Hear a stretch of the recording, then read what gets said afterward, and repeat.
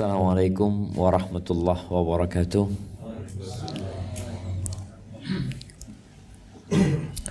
Alhamdulillah Al-Hadi ila siratal mustaqim. Segala puji bagi Allah Azza wa Jal yang memberikan petunjuk kepada jalan yang lurus, yang membimbing hamba dengan segala rahmat dan keridhaannya untuk menuju kepadanya.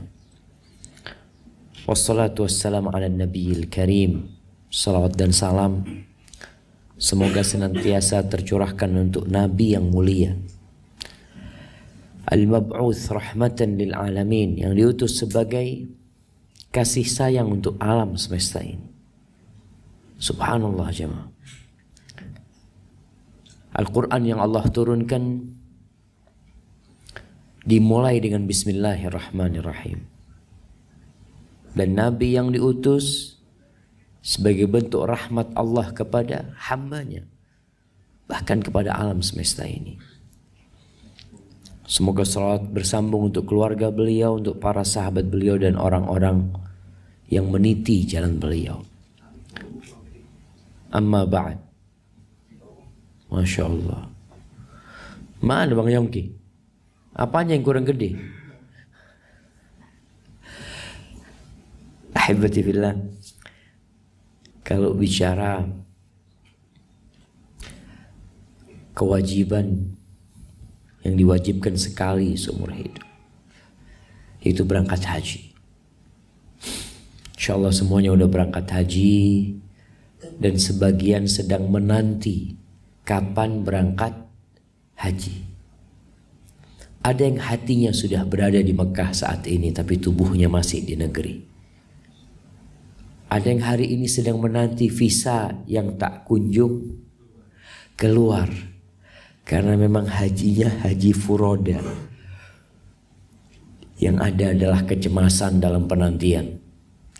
Dan sebagian ada yang sudah berangkat sampai ke Arab Saudi, tapi dipulangkan kembali. Ana baca berita beberapa jemaah haji dari Mesir. Mereka berangkat dengan visa kunjungan. Dia mungkin mentakwilkan haji itu kan kunjungan artinya tadi. Dia cari visa yang penting bisa sampai ke Mekah. Tapi ternyata ditolak karena memang izin untuk masuk ke Mekahnya bukan izin untuk berhaji. Sebagian orang Indonesia berangkat ke Thailand tahun lalu jemaah. Tahun lalu ya. Mereka itu punya paspor Thailand. Bayangkan orang Indonesia punya paspor Thailand berangkat haji dari Thailand. Jadi bingung gitu jemaah. Apa sih sebenarnya yang menyebabkan orang-orang berangkat haji? Iman jemaah. Beriman inilah yang memotivasi orang untuk siap berangkat meninggalkan keluarganya. Semua dia tinggal. Kalau kita lihat haji yang haji furoda ini sampai 20.000 US dollar, ada yang 25.000 berangkat ya. Habis tuh duit, habis gak ada masalah. Karena dia sedang menyambut panggilan ilahi yang dia inginkan, kapan ana bisa berangkat ke Mekah, kemudian bertalbiyah mengatakan labbaik Allahumma labbaik, labbaik la syarika laka labbaik, innal hamda wan ni'mata laka wal mulk la syarika lak. Allahu akbar jemaah. Ana terakhir haji ya mungkin 7 tahun yang lalu. Anda bisa merasakan di bus itu kita pegang mic ya, sambil menanti perjalanan untuk menuju kepada Allah Azza wa Jalla, terus bertalbiyah. Kenapa Allah syariatkan haji? Apakah untuk memberatkan umatnya? Tidak sebenarnya. Tapi haji ini disyariatkan kembali kepada rahmat Allah Azza wa Jalla. Di sini kita sibuk cari dunia. Tatkala melihat tumpukan fulus itu terus bertambah, angka di rekening kita terus berubah, lalu dia mendengar firman Allah Azza wa Jalla, walillahi 'alan nas hajjul baiti man istata'a ilaihi sabila. Allah itu punya sebuah kewajiban atas setiap manusia. Untuk apa? Untuk berangkat haji. Bagi yang mampu. Bagi yang mampu melakukan perjalanan ke sana. Wa man kafara fa innallaha ghaniyun 'anil 'alamin. Yang kafir, yang enggak mau berangkat haji. Banyak orang-orang yang sudah berduit, dan mungkin sebagian kita dulu seperti itu. Dia sudah mampu tapi nggak berangkat. Karena dalam bayangan dia syarat berangkat haji itu harus bertobat. Dia melihat anak masih banyak dosanya, masa berangkat haji. Malu dipanggil bapak haji nanti. Padahal dia mampu berhaji umur 20 tahun. Dia mampu berhaji umur 25 tahun. Ada yang mampu berhaji umur 30 tahun. Tapi baru haji umur 40 tahun. Ada tenggang waktu 10 tahun. Kemana engkau waktu itu? Sedang ngapain? Kok gak datang-datang ke rumah Allah Azza wa Jalla? Sedangkan undangan itu telah tiba, tapi memang sebagian orang belum siap. Karena dalam bayangan dia berangkat haji ini buat orang soleh gitu loh. Ya, memang yang berangkat haji itu buat orang yang memang mau kembali kepada Allah Azza wa Jalla. Tapi kewajiban itu telah diwajibkan ke atas diri. Haji ini sebagai bentuk syukur jemaah. Nanti akan ada pertanyaan di padang mahsyar. Apa yang akan ditanya? Di antaranya, anjismihi fima abla. Tubuhnya selama ini dipakai buat apa? Sebagian tubuhnya digunakan untuk touring, jalan-jalan, terus sehat. Anda tadi ngelihat orang-orang, Masya Allah, gagah-gagah. Mereka kemana selama ini? Jalan-jalan terus, Masya Allah. Berangkat haji. Akan ditanya, hartanya dari mana dan kemana? An malihi min aina iktasabahu wa fima anfaqahu. Tuh, harta yang dikasih dari mana dapatnya. Biasanya kalau panas susah dibawa ke yang dingin. Harta yang haram itu susah namun dibawa untuk ketaatan. Ketaatan pun kadang-kala riya. Karena dapatnya dari yang gak benar. Dan kita tahu gak akan diterima sama Allah Azza wa Jalla. Engkau mau punya uang 100 miliar disedekahkan. Kalau dari hasil yang haram, innallaha thayyibun la yaqbalu illa thayyiba. Allah itu maha baik dan tidak akan terima kecuali dari yang baik. Makanya kadang-kala ada orang yang susah berangkat haji. Susah untuk melakukan ketaatan dengan hartanya. Untuk yang lainnya mudah dia keluarkan duit itu. Allah akan tanya, min aina, dari mana kau dapat? Dan siapkan jawaban jemaah. Buat orang yang banyak duitnya akan ditanya. Ini Abu Maryam akan ditanya nih. Lampu ini dapat dari mana nih? Akan ditanya jemaah. Oh beli, fulusnya dapat dari mana? Akan ditanya dari mana jemaah. Dan kita harus siapkannya. Salah satu yang akan menjadi jawaban kita, haji. Alhamdulillah ya Allah. Aku selama ini berjuang memang untuk berangkat haji. Ketika punya kelebihan harta, dia tidak berpikir untuk renovasi. Karena itu kadangkala sedih sendiri kau ngelihat diri ini jemaah. Rasulullah SAW itu, beliau dari sejak hijrah dari Mekah ke Madinah nggak pernah renovasi rumah. Rumah Nabi ya itu tuh. Anak kadang ngeliat di rumah, istri mau nambah ini nambah itu, ya Allah, dosa kita ini mungkin jemaah. Ya dosa sih enggak mungkin jemaah. Tapi akan ditanya tadi itu jemaah. Kemana keluarnya duit? Ketika Rasul Shallallahu Alaihi Wasallam dikasih kelebihan harta, nggak ada bayangan ganti mobil, ganti kendaraan. Oh, teman-teman ganti moge, kayaknya ini harus ganti lagi, ini fulusnya ada ini. Nanti bakal ditanya ini, masya Allah. Ketika Nabi Shallallahu Alaihi Wasallam punya kelebihan harta, beliau bawa ke Mekah, berangkat haji. Bawa 100 ekor onta. Bayangkan dari Madinah itu Nabi SAW bawa 100 ekor onta. Kalau untuk bangun rumah, entah berapa rumah yang bisa dibangun sama Nabi SAW. Dibawa ke Mekah, dikorbankan buat Allah Azza wa Jalla. Ketika punya kelebihan harta. Jadi bayangannya selalu di sana.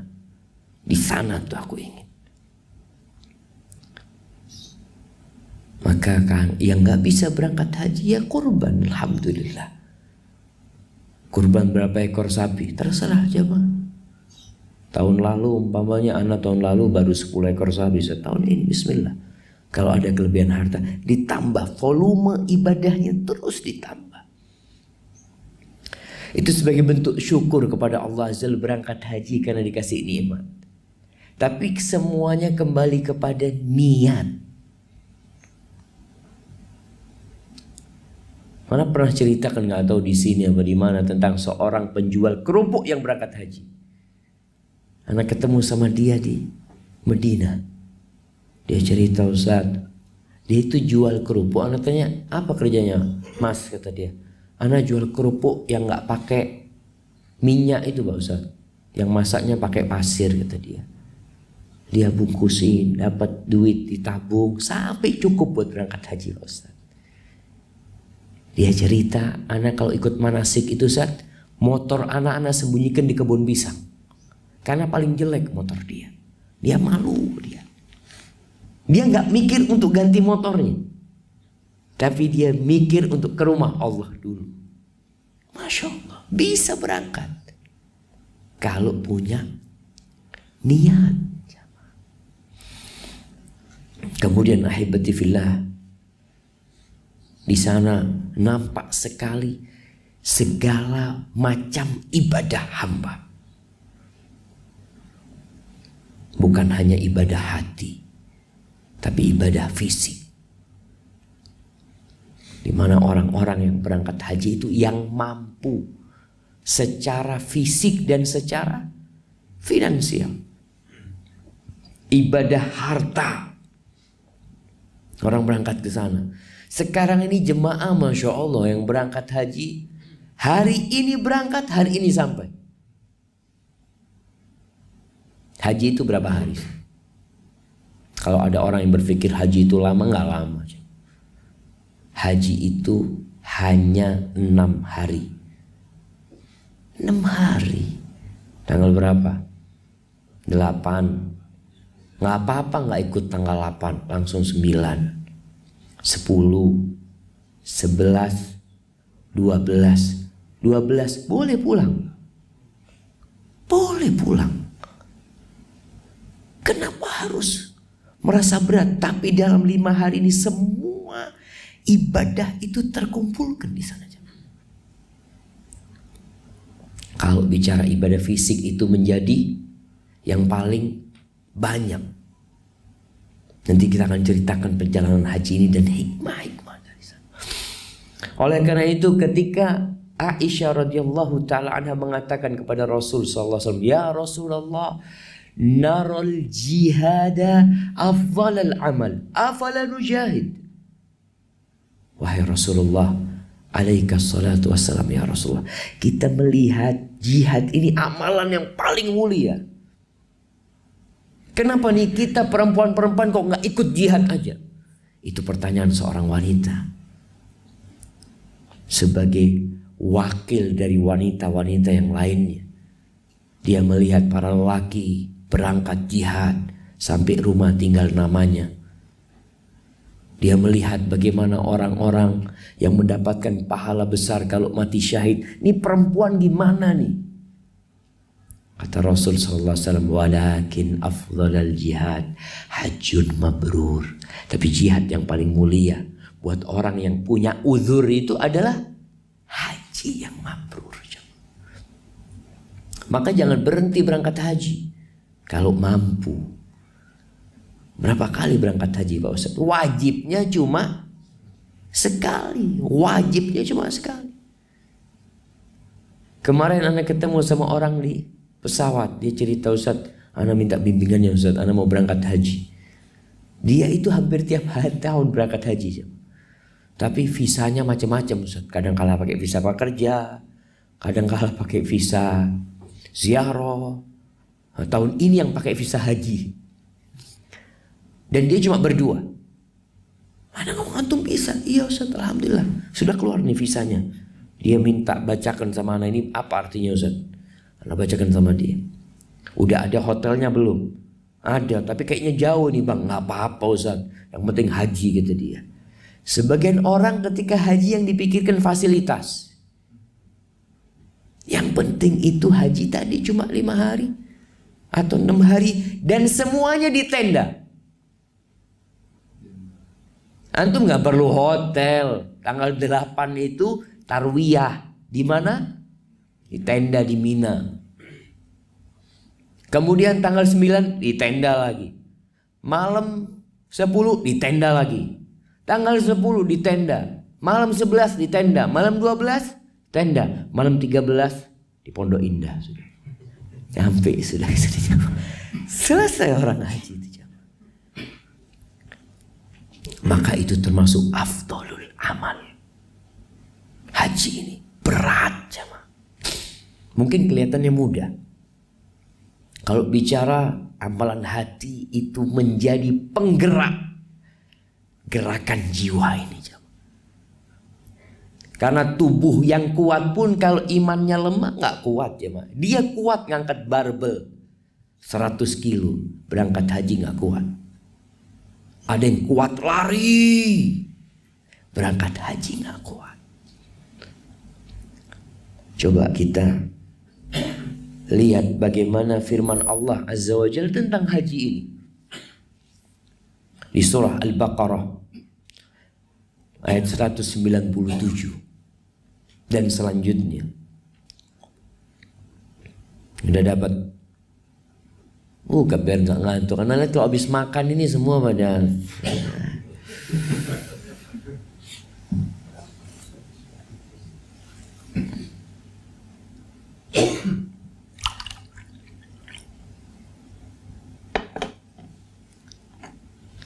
Bismillah.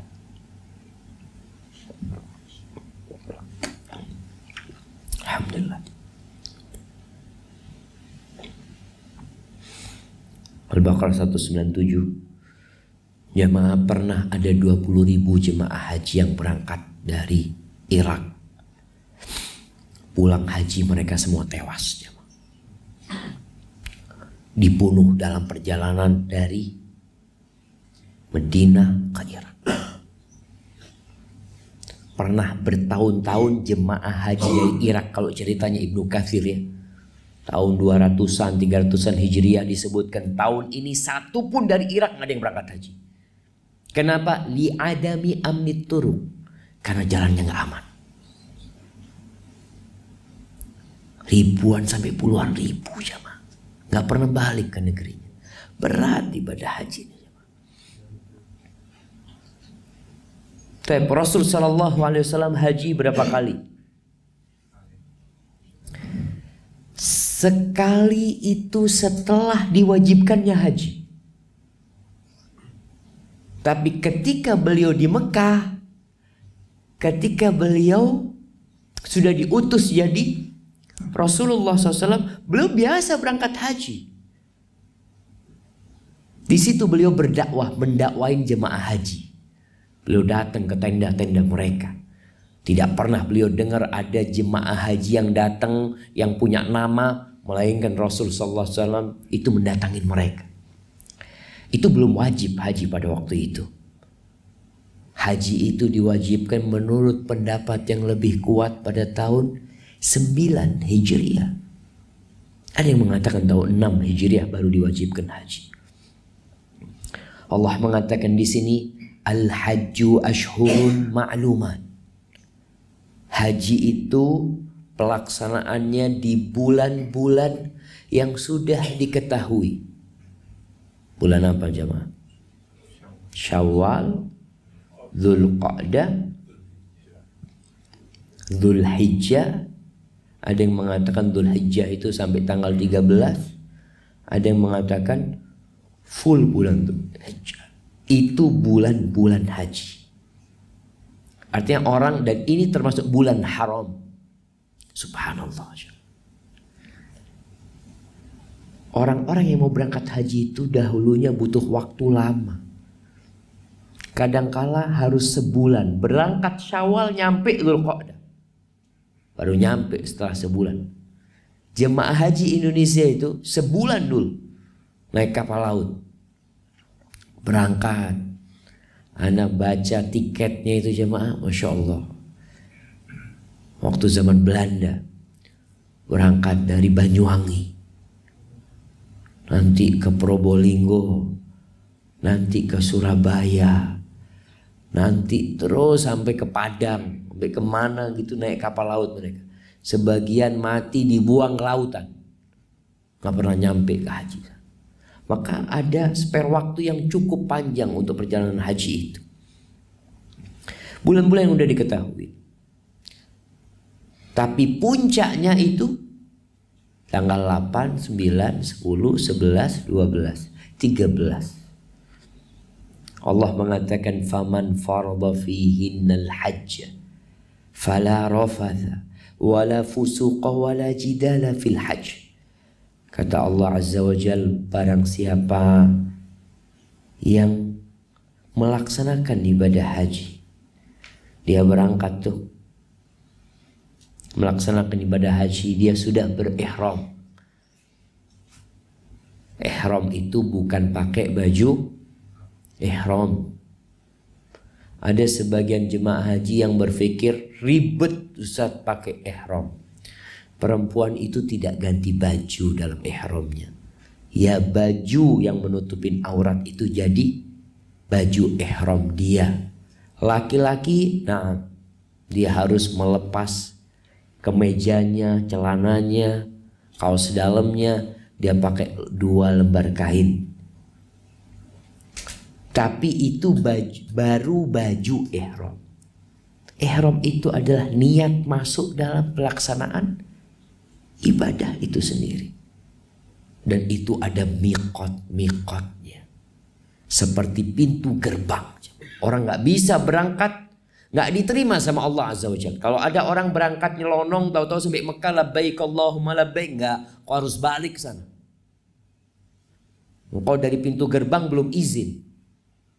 Engkau harus izin dulu. Dan miqat terjauh itu miqat penduduk Madinah. Rasul SAW pakai ihramnya aja, jalannya aja 7 hari kira-kira. Pakai ihramnya. Sekarang jemaah haji, aduh Ustaz ya, risih pakai ihram Ustaz ya. Ingat, nanti engkau akan keluar dari kuburanmu telanjang gak pakai baju. Pakai ihram itu salah satu pelajaran buat kita. Kalau engkau akan menanggalkan semuanya dari diri, akan jaga auratmu. Bapak-bapak hati-hati. Berapa hari akan pakai baju ihram? Berapa hari jemaah? 8, 9, 10 lepas. 3 hari. Tapi sebagian bapak-bapak gak jaga auratnya. Kadangkala kita ya Allah jemaah ya, karena banyak orang berangkat haji tanpa ilmu. Dia berangkat haji pakai fulus aja. Kadangkala tidur-tiduran di Mina ya, duduknya nggak bener, sampai kelihatan barangnya. Itu teman-temannya, lihat. Ini dosa suruh lihat. Allah katakan yang sudah masuk niat ihram, fala rafath.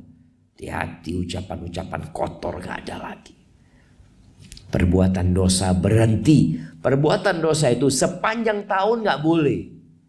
Tapi ketika orang masuk ke bulan-bulan haram, lebih nggak boleh lagi. Ketika dia pakai ihram, lebih nggak boleh lagi. Jadi larangannya itu semakin dahsyat. Ketika masuk ke kota yang haram, lebih nggak boleh lagi.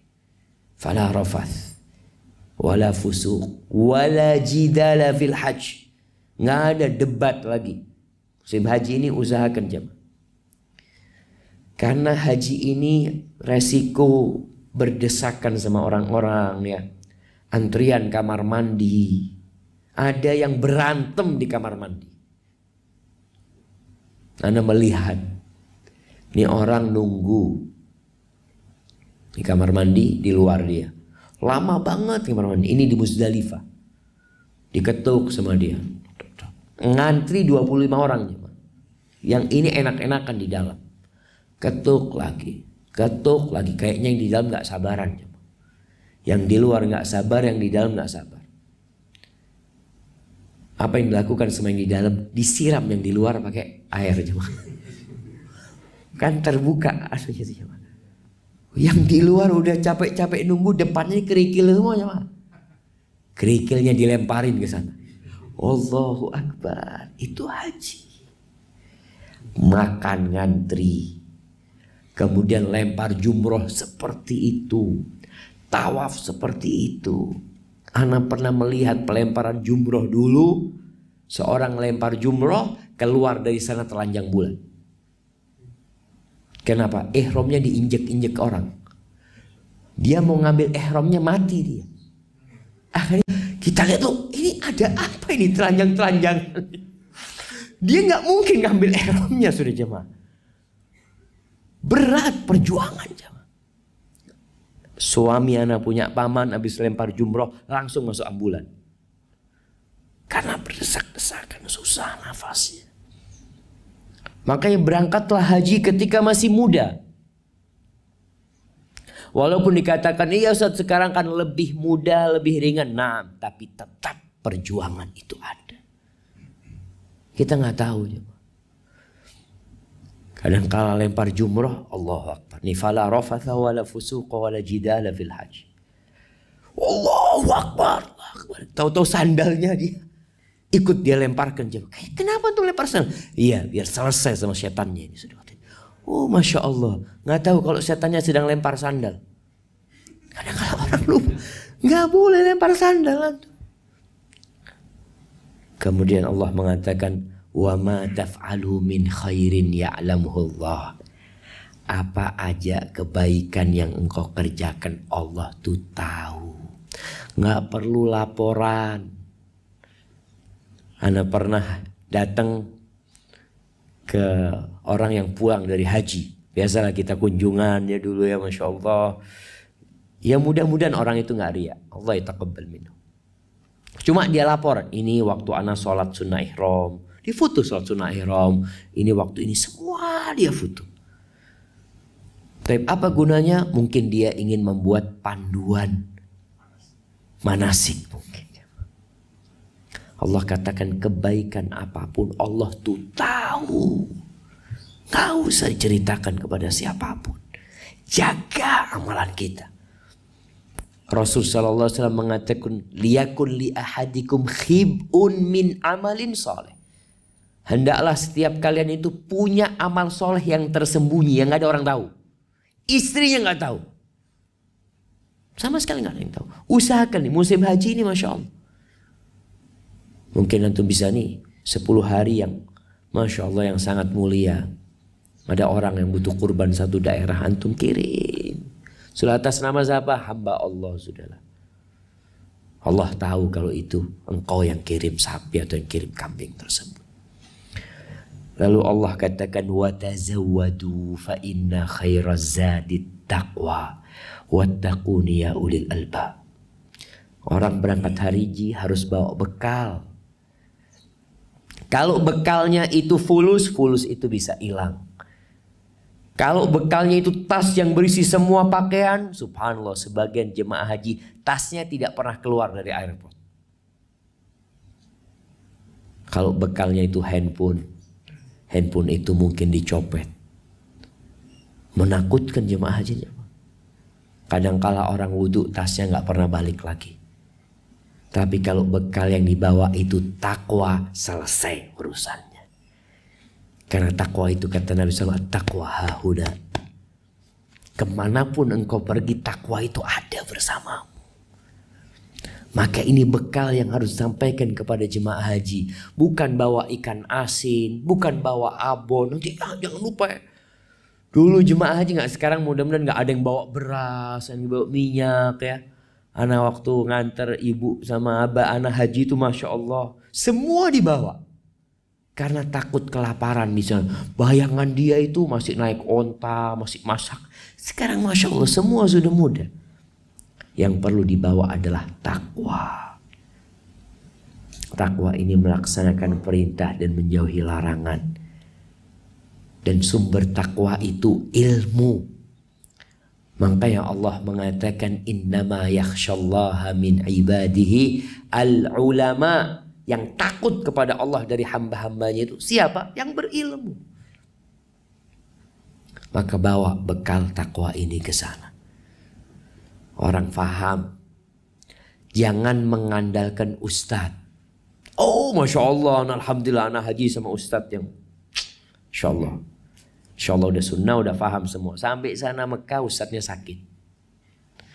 Ini gimana ini ya? Kalau jemaah haji reguler kasihan mereka jemaah. Satu kloter berapa ustadz? Satu pembimbing agama. Satu pesawat itu ada yang 400. 400 berapa? 400 orang. Ada yang lebih. Itu satu pembimbing agama. Satu pembimbing agama, satu dokter, biasanya satu perawat. Kalau yang haji umum. Di sana nanti dibagi menjadi rombongan. Per rombongan itu 45 orang. Kemudian dibagi lagi menjadi regu. Per regu itu 9 orang. Semuanya nggak ada yang pernah haji. Jadi yang bimbing siapa ini? Nggak ada. Tapi orang yang sudah bawa bismillah berangkat. Sekarang pembimbing haji, alhamdulillah ada YouTube, ada apa bimbingan. Ustaz Firanda punya apa? Bekal haji Masya Allah. Tapi jangan sampai sana HP-nya hilang. Ya Allah HP-nya hilang. Ini gimana ini haji? Makanya pelajarin. Jangan sampai ngandalkan ustadznya. Ada orang yang tawaf Masya Allah seneng banget dia pegang ustadznya. Dilihat udah ganti orang yang dia pegang. Ini kok bukan ustadz udah. Karena kadang-kala ada orang yang lewat apa. Sekali lewat itu kadang-kala jamaah 40 orang. Antum sudah terpisah dari rombongannya. Ketika orang tawaf itu jamaah. Bekal takwa. Jadi ketika sampai sana orang haji itu sudah tamunya Allah. Bukan tamunya travel. Kemarin ada satu jamaah mengatakan, Ustadz kenapa Ustadz ya? Kalau berangkat umroh haji ini selalu pembimbingnya mengatakan di sini harus sabar kata dia. Ini itu. Memang harus sabar. Kita bukan mau seneng-seneng di sana. Mau berjuang berkorban. Dan kalau nanti yang berangkat haji kemudian kecewa dengan pelayanan travelnya. Jangan sampai kekecewaan itu mengganggu ibadahnya. Karena sudah berjumpa dengan jemaah haji umroh yang gak mau ke masjid. Tanya, Pak ke masjid? Enggak Ustaz. Hotelnya tidak sesuai dengan akadnya. Lu iya nanti komplain. Tapi ke masjid dulu ibadah. Ada. Satu jamaah kayaknya mogok itu enggak. Kita ini mau ibadah. Nanti komplain kepada travelnya. Karena memang ada travel yang main. Jadi ada travel ini yang modelnya agen-agen di Jember. Dia jual umpamanya berapa. Nanti sampai Jakarta duitnya sudah berkurang. Travel yang Jakarta menyediakan pelayanan sesuai dengan duit yang masuk. Yang di sana nggak terima. Ribut semuanya. Jangan sampai. Kalau ada ketakwaan ya bismillah lah. Kalau memang ada dari duit ana yang dizalimi, nanti ada di padang mahsyar hari pengambilan duit tersebut. Tenang seorang muslim itu jamaah. Wattaquni ya ulil albab, dan bertakwalah kepada aku wahai orang-orang yang punya akal. Lalu kata Allah, laisa alaikum junahun an tabtaghu fadlan min rabbikum. Jadi dulu jemaah haji itu biasanya berniaga. Yang dari Yaman bawa kulit, yang dari Yaman bawa apa yang bisa dibawa jemaah haji, mungkin yang dari India, dari mana. Jadi di musim haji itu malahan ada pasar-pasar yang terkenal. Yang adanya cuma musim haji. Orang dulu bingung gimana kita berangkat haji tapi juga bawa dagangan. Boleh nggak ini? Haji bawa dagangan. Jemaah Indonesia biasanya bawa apa? Ya nggak rokok sudah jemaah selesai. Tapi memang ada jemaah. Tapi itu dulu, sekarang udah enggak, udah baik lah jemaah haji Indonesia. Kalau jemaah haji Thailand itu bawa batu. Jualan cincin-cincin akik ya, dia bawa batu. Kemudian ada jemaah haji dari Afrika. Anak paling senang jemaah haji dari Afrika. Itu bawa emas. Emas sepuhan. Gelang-gelang itu anak seneng banget, soalnya bisa beliin istri. Oh ini bisa beli 0,5 kilo ini jemaah. Mas sepuan. Nanti ada yang dari daerah mana bawaannya apa, macem-macem. Sampai saat ini musim haji itu masih menjadi momentum untuk cari rezeki. Dan Allah tidak melarang, nggak apa-apa kata Allah. Asalkan niatnya tetap ibadah haji. Ini sampingan lah. Orang kan ketahuan ibadah haji itu tadi cuma 6 hari, sisanya kan boleh kita dagangan ya, jualan, apa-apa. Bahkan teman-teman itu yang berangkat haji pulang modalnya balik. Nah, kira-kira yang mau dibawa Abu Maryam ini apa? Hah? Moge, gimana mau dibawa? Nah, bawa sesuatu. Boleh. Boleh, bicara boleh bukan dianjurkan jamaah. Boleh. Kemudian Allah mengatakan fa idza afattum min Arafat. Puncak ibadah haji itu Arafah. Puncak ibadah haji Arafah. Jadi tanggal 8 jemaah haji itu berangkat ke Mina untuk tarwiyah. Tarwiyah itu salah satu maknanya adalah ngumpulin air minum jemaah. Karena besok mau wukuf di Arafah. Jadi hari itu, dan di antara hikmah tarwiyah itu adalah karantina. Antum di karantina di situ sebelum wukuf. Nggak semua orang boleh wukuf. Harus bersih-bersih di situ. Nggak ngapa-ngapain Rasulullah SAW. Beliau hanya sholat 5 waktu di Mina, qashar tanpa jamak. Beliau pagi berangkat menuju ke Mina. Di Mina sholat duhur qashar tanpa jamak. Sholat asar qashar tanpa jamak. Sholat maghrib 3 rakaat di waktunya. Sholat isya qashar di waktunya. Kemudian sholat subuh 5 waktu. Persiapan nih. Mau ngapain? Mau wukuf di padang Arafah. Paginya tanggal 9 pergi menuju ke Arafah. Sebagian jemaah haji tidak tarwiyah. Mereka langsung ke Arafah. Boleh nggak ya? Boleh-boleh aja. Walaupun ya tidak akan mendapatkan pahala sunnah tarwiyah. Sebagian bermalam di Arafah. Bermalam di Arafah, nah. Kenapa? Ya daripada repot Ustadz besoknya.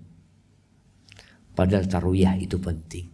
Tapi ada yang seperti itu. Usahakan tarwiyah paginya berangkat ke Arafah. Berangkat ke Arafah tanggal 9. Sampai Arafah biasanya sebelum duhur. Usahakan jemaah haji itu istirahat.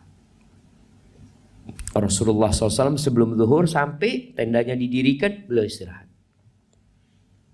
Ketika matahari tergelincir masuk waktu zuhur, Rasul SAW situ berkhutbah Arafah.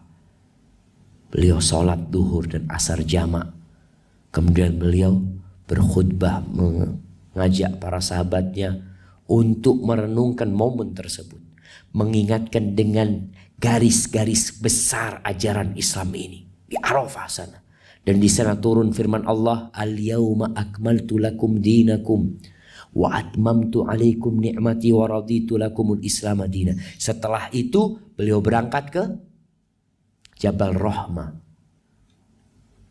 Beliau wukuf di kaki Jabal Rahmah, di antara batu-batu yang besar sana.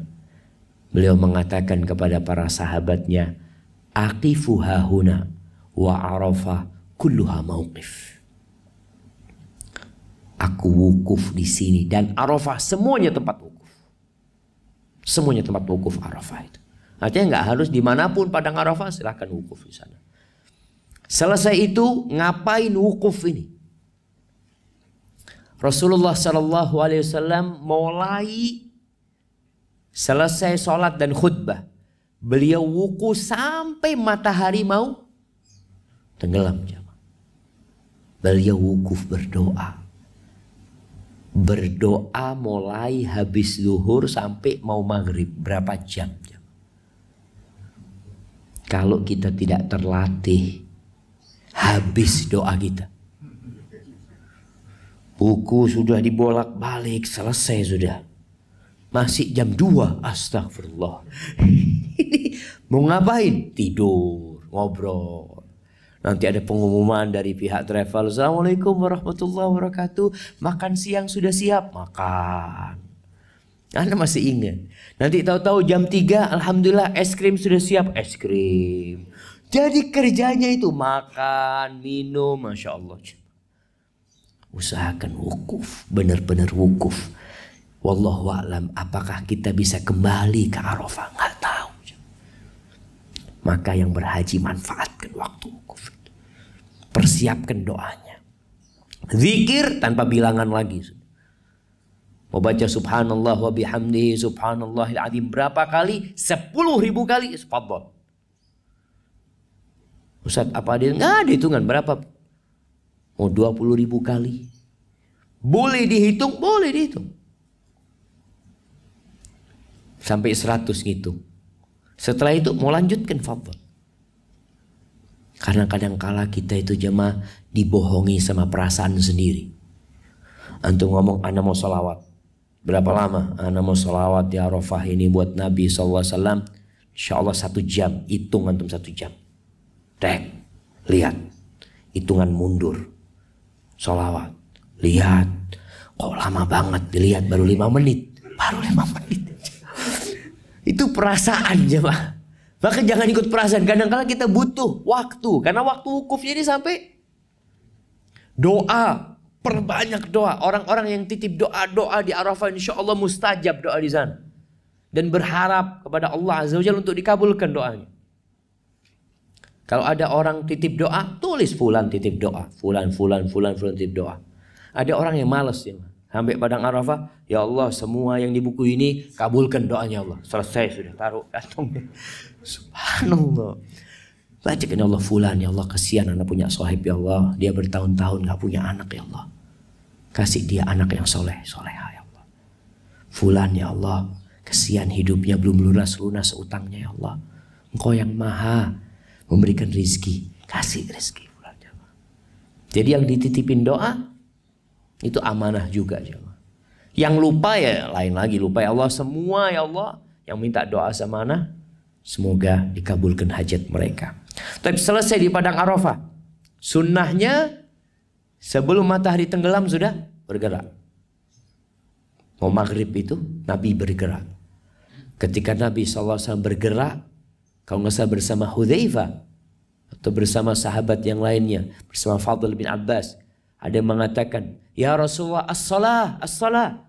Ya Rasulullah udah masuk waktu maghrib. Kata Nabi SAW, as-salatu amamak, salat di depanmu.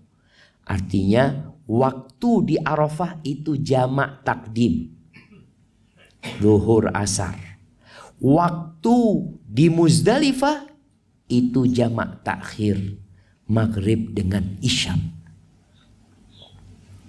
Ana pernah dari Arafah ke Muzdalifah Itu dari berangkat sampai subuh belum sampai Muzdalifah. Macet jemaah. Ana sampai bingung, ya Allah gimana hukumnya ya Allah. Kita kan masih muda. Tapi di dalam bus banyak yang tua. Masa mau disuruh turun ini yang tua? Karena banyak jemaah itu yang baru berangkat haji ketika tua. Kalau diajak jalan kaki nggak mampu. Makanya orang yang sehat kalau rombongannya ada yang tua, dia ikut yang tua akhirnya. Kecuali dia bisa berpisah dari rombongan. Berangkat ke Muzdalifah, bermalam di Muzdalifah. Rasulullah Sallallahu Alaihi Wasallam sampai Muzdalifah, sholat maghrib dan isya jamak takhir, kemudian beliau tidur istirahat. Sebagian orang nggak bisa tidur. Kenapa? Sudah tidur di Arafah. Udah tidur di Arafah. Makanya Rasul SAW nggak capek, beliau memang udah lelah gitu loh. Karena full itu berdoa. Maka yang berangkat haji bawa minuman-minuman, ya apalah, kopi, bawa apa yang seger. Hindari ngobrol di Arafah, bukan waktunya ngobrol. Makanya kalau bisa menyendiri.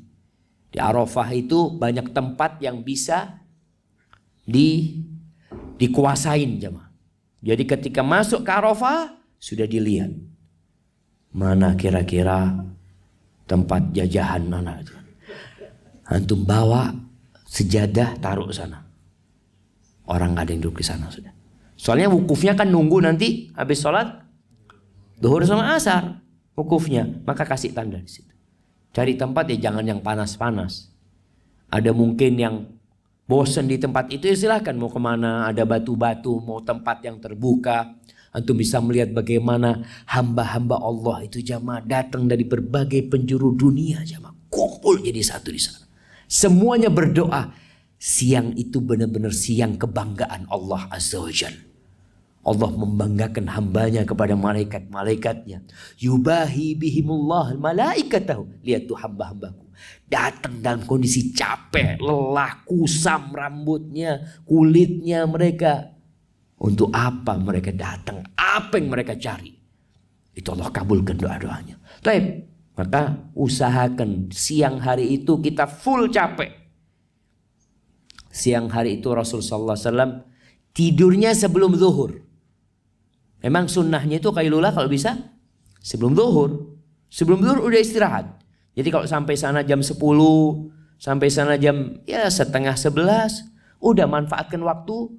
Karena banyak jemaah terus terang yang anak lihat memang duduk-duduk ngobrol. Sambil nunggu wukuf itu ngobrol ini itu. Kalau antum nggak bisa tidur baca Quran. Biasanya ngantuk. Kalau baca Quran ada setannya, jangan sampai nih baca Quran nih orang ini. Untuk usahakan. Di sana baca Quran istirahat. Maka nanti tidurnya kapan di Muzdalifah? Sudah tidur sampai Muzdalifah tidur sudah istirahat sampai malam. Pokoknya malam bangun mau sholat malam silakan sholat malam. Yang mau sholat malam, tapi nggak perlu. Artinya, anak mau sholat malam nanti umpamanya anak nggak mau tidur, nggak istirahat. Rasulullah SAW istirahat benar malam itu sampai akhirnya sholat subuh. Setelah sholat subuh beliau nggak langsung berangkat ke Mina. Beliau berhenti di Masy'aril Haram. Allah mengatakan فَإِذَا عَفَدْتُمْ مِنْ عَرَفَاتٍ فَاذْكُرُوا اللَّهَ عِنْدَ الْمَشْعَرِ الْحَرَامِ. Ingatlah Allah di Masy'aril Haram, yakni di Muzdalifah. وَاذْكُرُوهُ كَمَا هَدَاكُمْ. Dan ingatlah kepada Allah sebagaimana Allah memberikan hidayah kepada kalian. Maka kita suruh sering-sering ingat sama Allah. Ya Allah, alhamdulillah Allah bisa berangkat haji. Allah, alhamdulillah Allah, ingat sama nikmat Allah Azza wa Jalla. Karena Allah yang memberikan taufik. Orang kaya banyak, orang yang punya duit banyak, yang berangkat haji pilihan. Maka syukuri nikmat Allah. Sebagaimana Allah memberikan hidayah kepada kalian. Wa in kuntum min qablihi laminadhdallin. Itu imam Masjidil Haram, Masjid Nabawi, kalau musim haji baca ini. Dan jemaah haji itu mengaminkan jemaah. laminadhdallin. Amin. Padahal bukan waladhdallin. Cuma karena mereka pikirnya kalau dhalin, amin. Maka Allah mengatakan, walau kalian kan tahu sebelumnya kalian itu tersesat, nggak tahu apa-apa.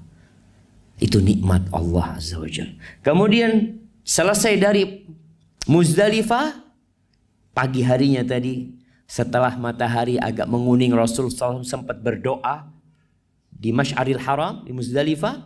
Kemudian beliau meninggalkan Muzdalifah. Sebagian jemaah haji tidak bermalam di Muzdalifah, tapi mereka menetap di sana sampai pertengahan malam, atau kebanyakan malam sudah lewat dia pergi. Dan Rasul SAW memberikan rukhsah memang buat orang-orang yang tua untuk berangkat duluan. Setelah malam itu mereka berangkat duluan. Allah katakan, "Tsumma afidu min haitsu afadhan nas wastaghfirullah."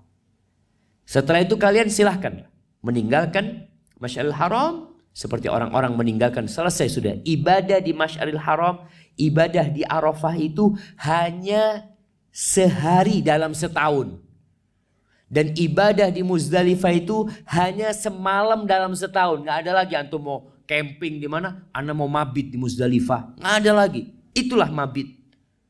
Setelah itu sudah kalian pergi meninggalkan Masy'aril Haram, wastaghfirullah, dan beristighfarlah, minta ampun sama Allah.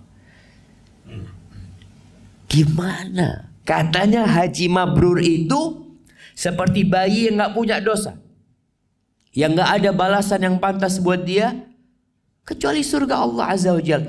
Kok disuruh istighfar? Jamaah, disuruh istighfar, wastaghfirullah. Baru habis dari padang Arafah nangis-nangis, lewat Muzdalifah suruh istighfar. Ada jemaah haji yang bingung jamaah dengan ayat ini. Dia bertanya, benar-benar tanya sama ana, rahimahullah, dia meninggal dunia sudah. Dia mengatakan, Ustadz, kenapa Ustadz kita kok disuruh istighfar? Katanya, oh haji itu Arafah. Dan orang yang haji mabrur itu seperti bayi yang nggak berdosa.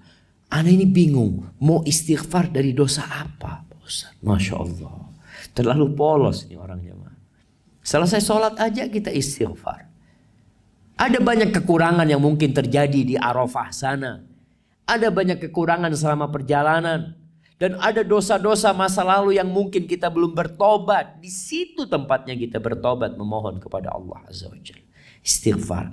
Sehingga tidak ada ujub dengan hajinya. Nggak ada sombong dengan haji. Istighfar.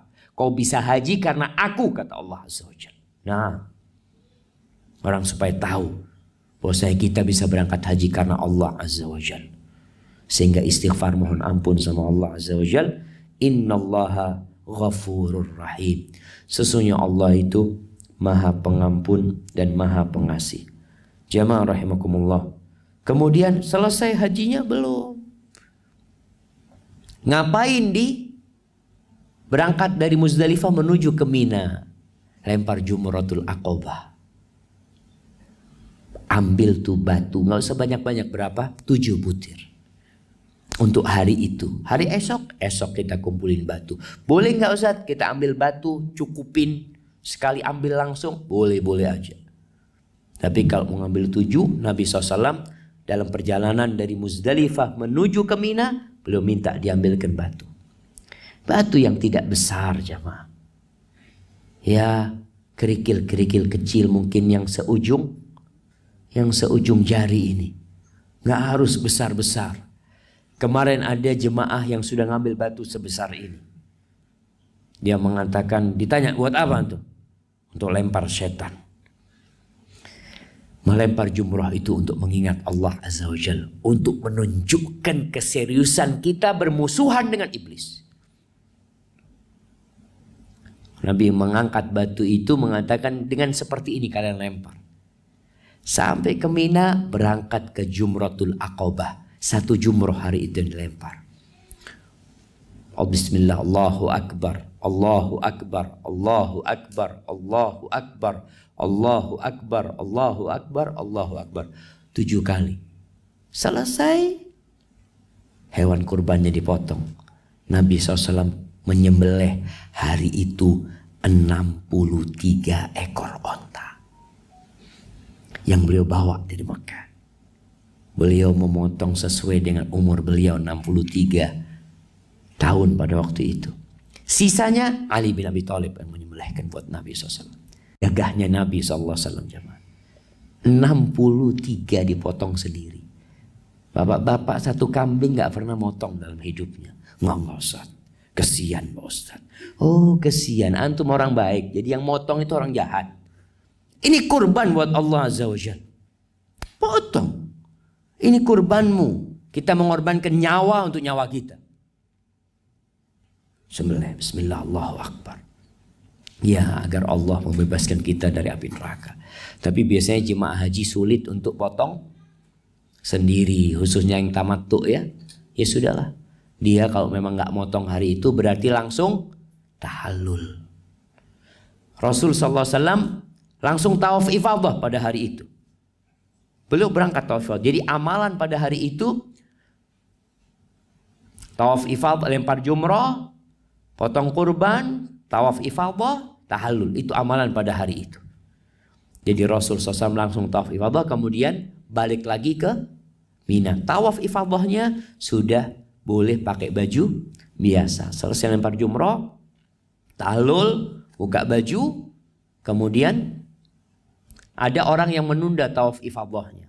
Nanti di hari ke-13 atau ketika dia balik ke Mekah, itu nggak apa-apa. Lalu Allah katakan فَإِذَا قَضَيْتُمْ مَنَاسِكَكُمْ فَاذْكُرُوا كَذِكْرِكُمْ آبَاءَكُمْ أَوْ أَشَدَّ ذِكْرًا. Kalau selesai melaksanakan manasik haji kalian, apa kata Allah? Ingatlah kepada Allah sebagaimana kalian mengingat bapak-bapak kalian. Jadi dulu orang Arab kalau selesai haji itu semua membanggakan nenek moyangnya. Bapakku seperti ini, bapakku sedekah sekian, bapakku. Sekarang sudah nggak ada lagi. Yang diingat siapa? Allah Azza wa Jal. Karena semua kebaikan itu dari Allah Azza wa Jal. Orang kan mengingat kebaikan. Oh bapakku pernah sedekah 100 ekor onta umpamanya. Hari itu nggak ada lagi ingat. Yang diingat Allah yang memberikan taufik. Au asyadda dzikra, bahkan zikir yang lebih hebat lagi daripada mengingat orang tua kalian, mengingat bapak kalian, mengingat nenek moyang kalian. Lalu Allah katakan, faminan nasi may yaqulu rabbana atina fid dunya.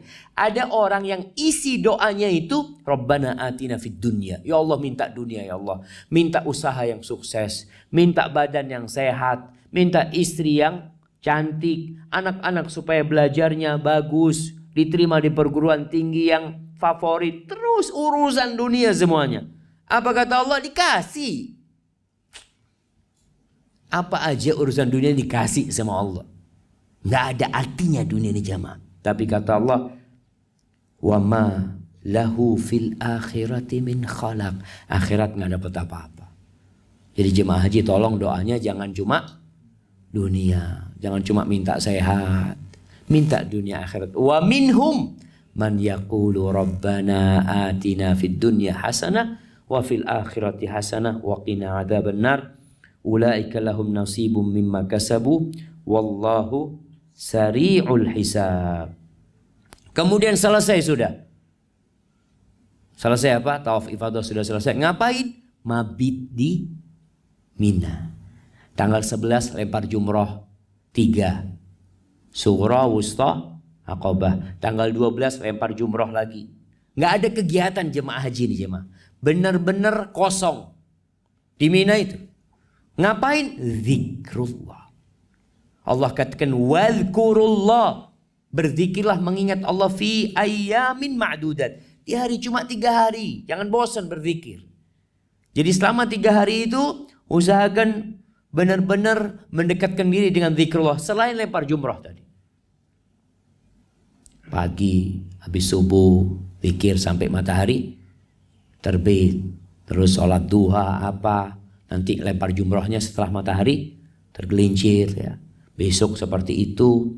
Allah mengatakan, "Faman ta'ajjala fi yaumaini fala itsma alaihi wa man ta'akhkhara fala itsma alaihi." Barang siapa yang mabitnya di Mina cuma 2 hari, 11, 12 nggak apa-apa. Tapi yang ingin 3 malam boleh. Tapi syaratnya bertakwa, bukan untuk berbangga-banggaan diri, bukan untuk riya. Kemudian Allah mengatakan, wattaqullaha wa'lamu annakum ilaihi tuhsyarun. Di awal disuruh berbekal takwa. Di akhir selesai haji Allah mengatakan, wattaqullah, bertakwalah kepada Allah. Jaga nih hajimu, jangan sampai hilang. Udah capek-capek gara-gara ada riya, habis semuanya. Lalu Allah katakan, wa'lamu annakum ilaihi tuhsyarun, dan ketahuilah kalian bakal dikumpulkan, dihimpun kepada Allah Azza wa Jalla kelak pada hari kiamat. Hadza wallahu a'lam bissawab. Ana lihat jemaah haji kita sudah ngantuk-ngantuk, padahal belum berangkat haji nih. Tapi itu bisa Anda sampaikan jemaah. Kurang lebihnya mohon maaf. Kalau ada pertanyaan, tafadhol. Silahkan.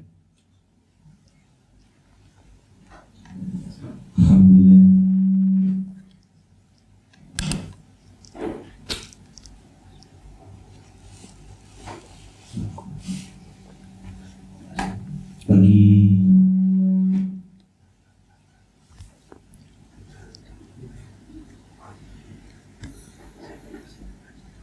Alhamdulillah.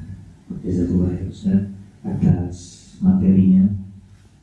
Bagi yang ingin bertanya untuk Ahmad atau ibu-ibu bisa bertanya langsung dengan diberikan mic, langsung dijawab sama Ustaz, atau mungkin dibuka sama ikhwan dulu bapak-bapak yang ada di depan. Nah, di depan ada yang tanya nih. Abu Bakar mungkin.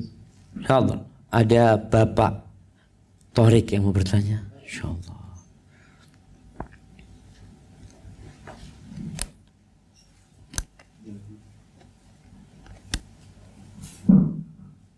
Assalamualaikum warahmatullahi wabarakatuh. Waalaikumsalam warahmatullahi wabarakatuh. Ustaz mau bertanya Ustaz. Allah membanggakan umat manusianya pada saat di Padang Arafah. Kita di Padang Arafah yang berhaji mohon ampunan, ada semacam janji-janji kepada Allah yang dari waktu tergelincir sampai asar, sampai pada asar, yang luar biasa lah janji-janji kita itu. Tapi kita juga lihat itu sudah dibanggakan kepada para malaikat. Tapi kita juga lihat setelah pulang juga banyak sekali yang rasanya udah kayak bukan orang yang berhaji gitu Ustaz. Bagaimana ini Allah melihat hambanya yang seperti ini Ustaz? Terima kasih. Assalamualaikum warahmatullahi wabarakatuh. Waalaikumsalam warahmatullahi wabarakatuh. Sahih jamaah. Ini yang menyedihkan. Dari jutaan orang yang berangkat haji. Jadi dari Indonesia ini kalau tiap tahun itu 200.000. 10 tahun berarti 2 juta yang sudah haji. Seharusnya 2 juta orang ini pulang ke Indonesia membawa warna haji. Sebagaimana pakaian dia putih, mungkin di sana dia mewarnai kampung dia. Paling tidak mewarnai keluarganya. Tapi ternyata memang tidak semua hajinya diterima sama Allah Azza wa Jalla. Tidak semua hajinya diterima. Itu yang menyebabkan sebagian pulang haji seperti nggak haji. Nggak ada perubahan sikap di dirinya. Jadi kalau bicara haji yang diterima itu, Allah mengatakan innama yataqabbalullah minal muttaqin. Allah nerima hanya dari orang yang bertakwa. Dari awal dikasih tahu bekalnya takwa, ditutup akhir wattaqullah, kalian bertakwa terus. Jaga itu. Kalau enggak Allah enggak terima. Bisa jadi orang berhaji niatnya ketika itu tidak benar. Karena ada orang yang berada di Arafah, dikatakan kepada dia la labbaik wala sa'daik. Allah enggak butuh kau datang ke sini. Zaduka haram wa rahilatuka haram. Bekalmu haram, tungganganmu juga haram. Ada apa engkau datang ke sini? Jadi ada orang yang seperti itu. Ada orang yang berangkat haji nggak bawa bekal takwa sehingga dia hajinya hanya ikut-ikutan. Ya, kita kemana? Ke Arafah. Sudah berangkat ke Arafah. Terus sekarang kemana? Oh, ke Muzdalifah. Jadi hanya gerakan fisik belaka. Sehingga tidak ada makna yang dia resapi ketika itu. Pulang ke Indonesia, ya biasa. Mungkin yang berubah pecinya. Jadi pakai peci putih. Dan pakai peci putih itu pun nggak lama-lama. Karena nggak enak juga. Maka sebagian warga kampung itu jamaah marah kepada bapak-bapak haji yang tidak menampilkan haji. Selalu nggak, ini Ustaz udah haji Ustaz. Tapi rentenir Ustaz. Sampai seperti itu. Ada. Di kampung-kampung seperti itu. Nggak pantas orang itu Ustaz. Katakan mau berangkat haji atau pulang haji Ustaz ya. Kelakuannya nggak benar Ustaz. Sampai ada di Jakarta Pak Haji katanya. Yang kalau dia masuk ke sebuah klub malam ditutup klub malamnya. Hanya dia sendiri. Haji. Karena motivasi berangkat hajinya macam-macam. Ritual ibadahnya sama. Manasiknya sama. Tapi hatinya beda-beda. Maka ini penting buat yang berangkat haji. Pulang dia harus berpikir. Aku gak boleh kayak yang kemarin. Maka di situ ada tahallul. Di antara hikmah tahallul itu menunjukkan perubahan di diri kita. Kenapa dianjurkan botak? Supaya perubahannya semakin panjang. Fisiknya itu kelihatan. Allah, kita orang ini sudah haji. Jadi seperti itu. Banyak memang yang tidak mewarnai. Karena faktor niat. Karena faktor ilmu. Faktor ketakwaan. Dulu yang namanya Belanda paling takut sama jemaah haji. Kenapa? Jemaah haji kalau pulang bawa ruh. Yang dia akan tebarkan di masyarakat. Jadi benar-benar dia pulang haji, kampungnya berubah dengan adanya dia. Dia jadi amar ma'ruf nahi mungkar ya. Orang jadi segan sama dia. Kalau dia di kantor orang itu hormat sama dia. Kenapa? Karena dia tidak mendiamkan kemungkaran itu terjadi. Di Mekah ada kajian-kajian. Maka dulu jemaah haji sampai setahun di sana. Karena mereka belajar dan ngaji. Maka sebagian jemaah haji berangkat dengan travel atau dengan yang tadi yang sampaikan dengan reguler pemerintah, kadang-kala kurang pemantapan keimanannya di sana. Hanya sekedar manasik yang penting terlaksana. Mungkin itu jadi salah satu sebab kenapa kok perubahan itu tidak terjadi gitu. Di Madinah sebelum adzan sudah di masjid. Sampai Indonesia sebelum adzan di masjid. Tapi cuma 3 hari. Habis gitu nggak lagi ke masjid. Itu mungkin penyebabnya. Hadza wallahu a'lam shawab. Ustaz mau tanya apa itu tarwiyah? Tarwiyah itu tanggal 8 Zulhijjah, di mana jemaah haji itu kumpul di Mina, dan tarwiyah dari asal kata mengumpulkan air ya, persiapan untuk wukuf di Arafah, juga persiapan nanti untuk tinggal di Mina selama 3 hari di Mina, sehari di Arafah, malam hari di Muzdalifah. Lihat ibadah haji 8, 9, 10, 11, 12. 12 boleh pulang ya, Pak. 13 sampai Jakarta. Boleh. Gimana Ustaz? Apa harus ke Medina? Enggak. Karena ziarah Medina itu enggak ada hubungannya sama haji. Atau kita umroh, berangkat ke Medina. Atau kita cuma mau ke Medina aja. Memang kita punya waktu, anak punya waktu cuma 3 hari Ustaz. Anak mau umroh aja, pulang ke Indonesia. Nanti ada rezeki lagi, anak punya waktu 3 hari. Anak mau ke Medina, Medina aja. Terus pulang memang ke Indonesia. Anak punya waktu cuma 2 hari Ustaz. Anak mau ke Aqsa, terus pulang ke Indonesia. Nggak apa-apa. Itu termasuk ibadah yang dianjurkan. Tapi kan orang-orang kadang-kala sayang Ustaz ya. Udah fulus banyak keluar, tapi dapat ibadah cuma 1. Ya fadl, kalau waktunya panjang silakan. Karena sebagian orang ini punya waktu pendek. Anak cuma punya waktu 3 hari. Jumat, Sabtu, Ahad. Senin sudah harus ada di Jakarta. Silahkan berangkat umroh aja. Terus setelah itu balik ke Jakarta. Punya rezeki lagi tadi.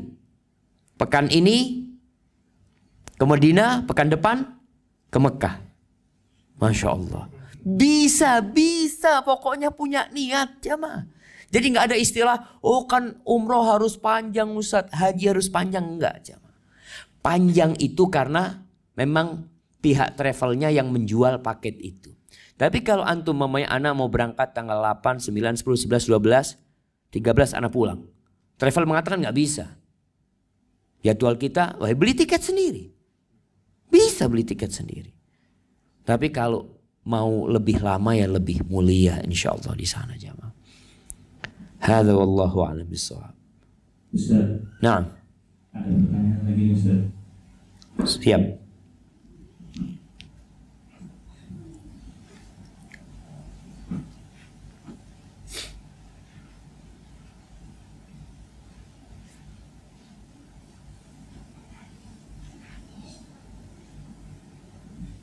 Gimana Pak Umar? Mabit yang gimana yang di yang Afwazda? Mau tanya. Ustaz. Ini ganti penanya. Iya, Oh, Masya Allah. Disuruh. Loh, kok disuruh tanya jadi bingung anak? Bukan mau tanya dari hati maksudnya. Betul, Ustaz, mau tanya, tapi ini sedikit mabit aja Ustaz di Minanya Ustaz. Lebih nggak tinggal di Mina di tenda aja Ustaz, hanya mabit balik lagi ke Aziziyah. Itu hukumnya gimana Ustaz? Boleh. Boleh Ustaz? Boleh. Asalkan mabit. Tapi kenapa kok di Aziziyah? Waktu dulu tuh karena kan ikut haji mereka Nggak punya tenda di sana? mereka punya apartemen di Aziziyah. Iya. Jadi mereka Aziziyahnya antara perbatasan dengan Mina. Dengan Mina, iya betul. Jalan kaki hanya untuk mabit, selesai mabit balik lagi ke apartemen. Balik ke wartu. Naam, sahih. Iya, kalau sah-sah aja gitu loh jamaah. Tapi kan kehilangan keutamaan mabit di sana seperti mabitnya Rasul sallallahu alaihi wasallam. Jadi ada suasana yang berbeda ketika di tenda jamaah. Betul, memang ada penjelasan dulu Ustaz, tidak kurang jelas. Insyaallah dalam yang lebih jelas Ustaz. Alhamdulillah insyaallah. Berangkat tahun ini kalau gitu ya. Insyaallah doakum Ustaz. Yassarallahul umur, masyaallah. Barakallahu fikum. Waalaikumsalam Ustaz. Fadhalu.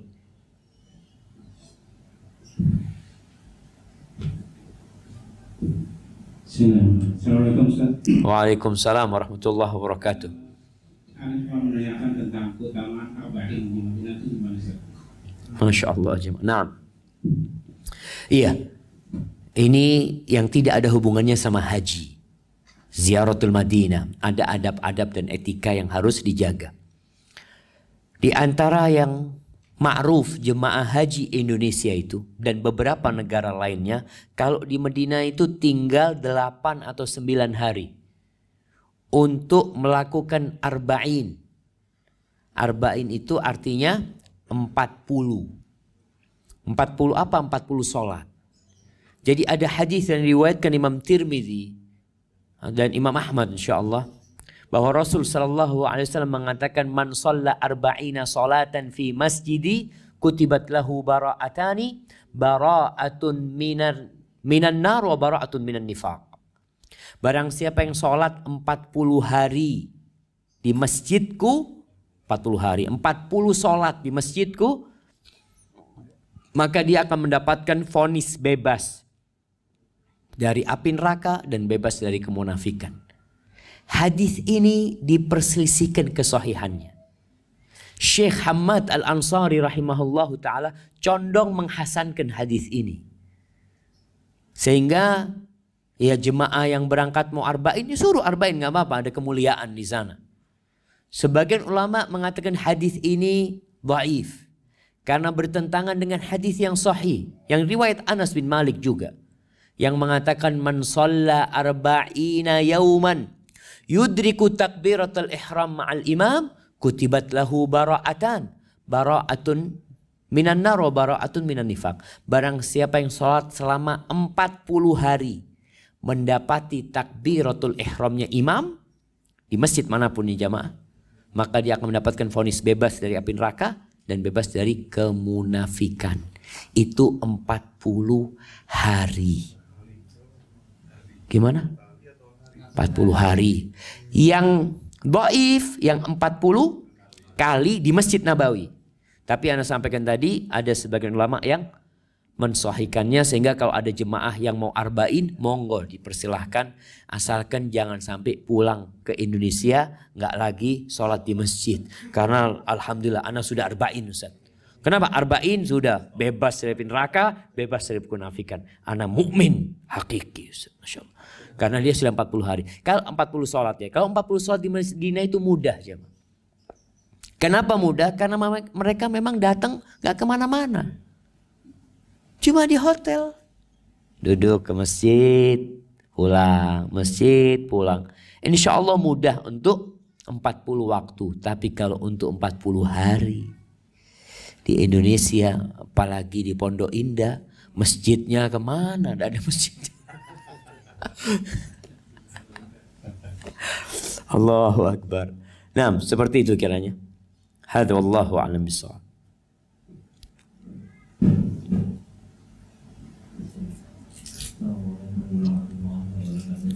Waalaikumsalam warahmatullahi wabarakatuh. Saya mau tanya tentang keutamaan kurban. Berikutnya, boleh nggak berkorban buat orang lain atau orang yatim? Orang yang meninggal dunia. Taib. Allah Azza wa Jalla mengatakan fasalli li rabbika wanhar. Salatlah untuk Rabbmu dan berkorbanlah untuk Rabbmu. Diperintahkan oleh Allah Azza wa Jalla. Aslinya ketika kita beribadah, maka ibadah itu untuk diri kita sendiri. Tentang bolehkah berkorban untuk orang yang sudah meninggal dunia. Memang ada khilaf di antara para ulama. Tapi pendapat jumhur ulama berpendapat kurban ini salah satu bentuk sedekah kalau buat orang yang meninggal dunia. Dan Rasulullah SAW pernah ditanya oleh seorang sahabat Sa'ad yang mengatakan, ya Rasulullah, inna ummi infalatat walam tusi, afa yanfa'uha idza tasaddaqtu anha. Ummiku meninggal dunia sebelum sempat berwasiat. Apakah bermanfaat buat ibuku kalau aku sedekah buat ibuku? Kata Rasulullah SAW, na'am tasaddaqi anha. Tasaddaq anha. Ya, kau silakan sedekah buat dia. Dari sinilah sebagian ulama berpendapat bahwasanya berkorban buat untuk orang yang meninggal dunia itu diperbolehkan. Tapi jangan lupa untuk berkorban untuk diri sendiri.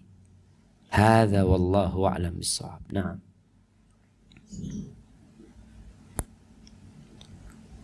Pertanyaan terakhir. Ana udah kepingin singkong nih jamaah. Insyaallah. Gimana? Kalau orang yang kita berkorban buat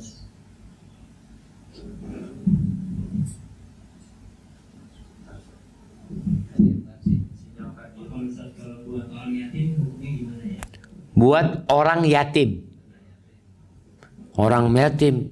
Ini semua pada yatim, bapak ibunya meninggal dunia. Anak yatim apa orang yatim?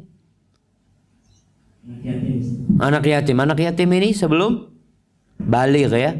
Kalau sudah balik bukan lagi yatim. Boleh aja. Artinya ini kambing buat fulan. Ini kambing hadiah dari abah buat fulan. Atau dari pamannya kepada keponakannya yang yatim ya. Dikasih ekor kambing untuk kurbannya dia. Maka nggak masalah.